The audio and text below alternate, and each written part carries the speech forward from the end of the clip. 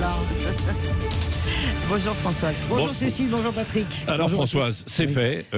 Enfin, c'est fait. Bon, en tout cas, ça a été voté là, par l'Assemblée nationale sur la prolongation du pass sanitaire. Ça a été vraiment à un cheveu. Hein. Ça décoiffait cette nuit, donc voilà, c'est pour ça, c'est à un cheveu, ric-rac.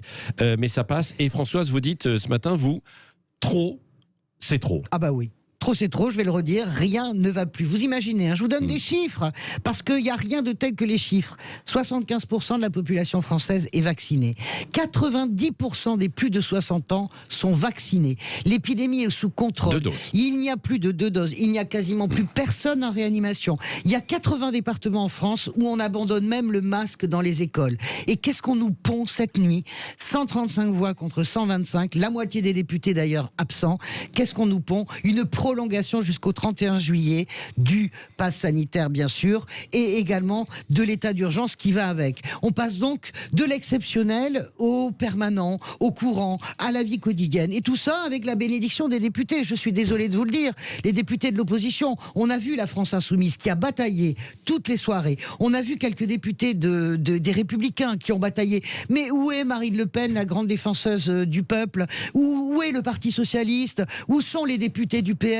Où sont les communistes ? Qui est-ce qui... On a entendu des députés du PS. Quand Oui, mais écoutez, Oui. les grands batailleurs, c'était évidemment les bataillons de la France Insoumise et quelques républicains. On est quand même en train de remettre en question, fondamentalement, la question des libertés. Il n'y a plus de risque dans ce pays. Il n'y a plus de proportionnalité. Je le rappelle, le pass sanitaire obligatoire était assujetti par le Conseil constitutionnel à la proportionnalité. Je vous ai donné les chiffres au début de cet édito.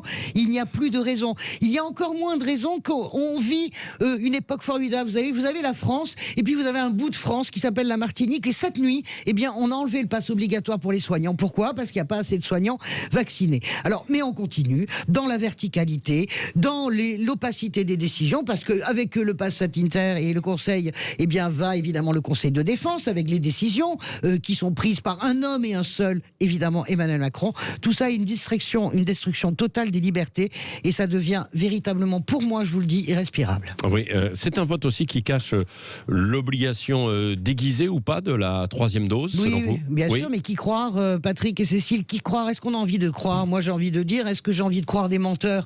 Et il n'était pas question que la 3e dose, que le pass sanitaire soit assujetti à la 3e dose. Il n'était pas question il y a 15 jours. Vous entendez les déclarations aujourd'hui de Jean Castex, vous vous rendez compte qu'on y va clairement. Et que si vous n'avez pas votre 3e dose, bientôt, eh bien, vous n'aurez pas le droit à votre pass sanitaire. Idem pour le vote, la présidentielle. On a entendu Olivier Véran à l'Assemblée nationale il y a 15 jours dire il n'y aura pas de présidentielle, il n'y aura pas d'obligation de passe sanitaire pour aller voter. Tout sera fait.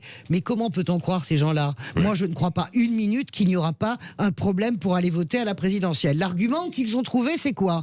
Il faut qu'on ait un cadre juridique au cas où. Voilà des gens qui sont capables de se projeter sur une épidémie qui est en récession totale dans 1 an et demi avec un pass sanitaire contraignant et destructeur de liberté, mais qui sont absolument pas capables de recréer des lits de réanimation, de recréer du personnel médical digne de ce nom pour continuer à soigner. On n'a pas besoin des pleins pouvoirs d'Emmanuel Macron, on n'a pas besoin de QR code, on a besoin d'un hôpital qui fonctionne.